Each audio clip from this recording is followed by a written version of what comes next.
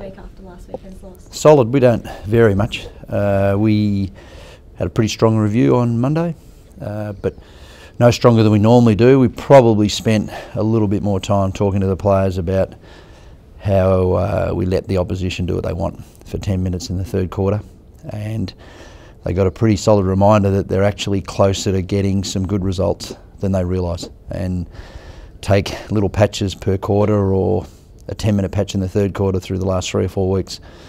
Very competitive in a lot of areas, but we can't afford to have those patches, so they're closer than they think. One of those areas is the contested ball. You guys are winning that. It's just what you do with it once you win it, isn't it? At times. Times we're quick kicking it when we could use it by hand, but that's a work in progress. But what you can't throw out is what you've nailed and do very well. You've got to use it to lever more opportunities to move the ball. But there seems to be a misconception out there that it's all about scoring and that you score because you run and flick the ball around 100 miles an hour. That certainly happens at times, but the best teams in this competition do most of their scoring off the back of their defence. And we're teaching that heavily, and we've got to get much better, and we respect that more than anyone at capitalising on our opportunities. Were you disappointed in your senior players last week? Do you think that they needed to give a little bit more and show the younger players how to do it against the Gold Coast? Not so much. We've got... I did ask for... When I asked for our senior players to produce more a couple of weeks ago, that wasn't in relevance to more kicks, marks and handballs. It was to help young people who at times do laps mentally in games and get tired physically, and just to keep them humming along. Our senior players physically are doing plenty. At times they're left with a lot of responsibility. We do have a little bit of a gap through that next tier, through people into their 6th and 7th year, 5th to 8th year of their career, and that's the reality with our list, and injuries haven't helped that, and a big portion of boys underneath. But every game's a learnt opportunity. It's an opportunity that sometimes you take, other times you don't, and we've got to take the advantage of those experiences and build on them. How have you handled this week personally? You've been in the media a little bit, the stats, have I? The 1 out of 19, all of that sort of thing. How are you handling it? It's normal, I think. Got to work at the same time on Monday. Still done my corporate commitments this week. We've reviewed the games similar. I don't think I changed too much. I don't think when we won games last year I was too much different either. It's a week by week thing where we're working hard. We know where we're at, and we know that we've got a lot of work in front of us, and we haven't shied away from that for almost 18 months now. And part of that work is to help our players deal with the game better at times, instead of letting the game go either when we've got the ball or we haven't got possession of the ball. So normal week. The club has started copping a bit of heat in the last sort of week, 2 weeks. Is it justified? I mean, parts of it. The scoreboard's the scoreboard, and the ladder and your wins and losses and percentage and points for and against reflect how you're playing. Probably doesn't reflect how we're training and how we're preparing for games and what we're doing with it. Actually, it doesn't reflect. But those bottom line results also reflect your draw, your injuries, the youth of your list, the inexperience of your list, who you play at certain times. When you get a club where they've got no injuries, you've got a couple, who's missing in a certain part of the ground. And there's no doubt in our mind that the reason I can say that we're closer than some, maybe even our players realise at times, is that we've had to contend with that in the last 8-9 games last year and early this year. And the challenge is when we do get presented with opportunities, we take them. Can people in footy be too impatient?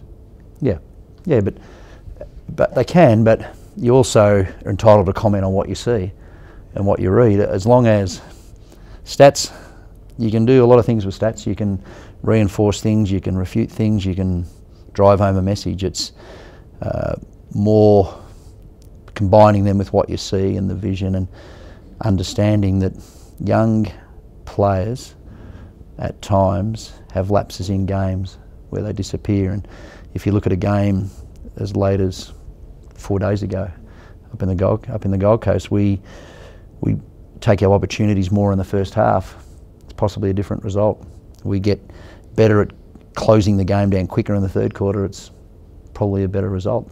And that's where we're at. But we don't ever shy away from confronting the reality of where we're at. But we have no loss of vision where we're going. We're very clear how we want our young people to learn how to play and the type of players we want them to become. The Saints this week, how do you approach that one, and what have you made of their season so far? They've had some inconsistencies. I know you can watch their coaching staff and watch their players and hear what comes out of their club. They've probably got some frustrations similar to us at times, where they have patches in games where they either don't take their chances or the opposition get them on the scoreboard for 5 minutes. I think it'll be a very, very competitive game. There's good history between the two clubs in the last 4 or 5 years, and to be honest, both clubs are probably at an identical stage. That they're reintroducing up to 10 or 12 youngsters into their senior team. And as part of the Indigenous round, you're playing for the Barker Whitten Cup, is that right? So, you know, I suppose that means a bit too. Yeah, it does. It's a wonderful initiative that the AFL put on every year. The one thing it does is raise awareness and remind people of what we're about culturally and what we should stand for as a society. They do a wonderful job with that. You had a few players play really well in the VFL. Is there anyone in contention this week, Tom? 3 or 4. Yeah, there's 3 or 4 that have built some good form. We don't really finalise the team till late today. There may be a couple of changes. There won't be wholesale changes. There just may be a couple that we have to make with some soreness, and one that we decide to make. Just on this week again, does it sit in the players' guts? Are they frustrated? Are they sort of worked up, just ready to go? Oh, they're frustrated. You go through different emotions after a loss. Sometimes it depends if the losses comes early in the game or you get a game pinched away. I think it varies week to week, but there's usually disappointment, there's annoyance, there's a bit of anger. Then you, as a player or a coach, you generally then reflect on what you contributed, either good or bad, to the day. And we summarised it that we know we didn't have a great 5 minutes in the box in the third quarter. We probably didn't have a great 5 minutes communicating our messages out on the ground to one another through the runners and player to player. And we didn't have a great 5 minutes as a player group, and it was really costly. And we understand what happened in that little patch, but it probably shouldn't have been as catastrophic, because we should have been able to play much better in the first half and get more opportunities. So yeah, I think they're getting to the stage. No, they're at the stage where they want to perform better. We all are. We're disappointed with our results, but we're very clear about where we're going. And outside our club, not everyone might see that. And at the moment, it's quite clear very few people would probably agree with what I'm saying. But internally, we believe we're a lot closer to some better results than as people a result, realise. you'd expect a good response this week, I take it. Yeah, and we got that against North Melbourne. We had a bad patch late. We had a good first half the other night and hung on in the last quarter. It was that patch in the third quarter. So if we play the right way and handle how St Kilda want to play, and still back our players in to be confident with the ball and play footy, I think we'll play some good football. Thanks, guys. Cool, thanks. Cheers. Thank you.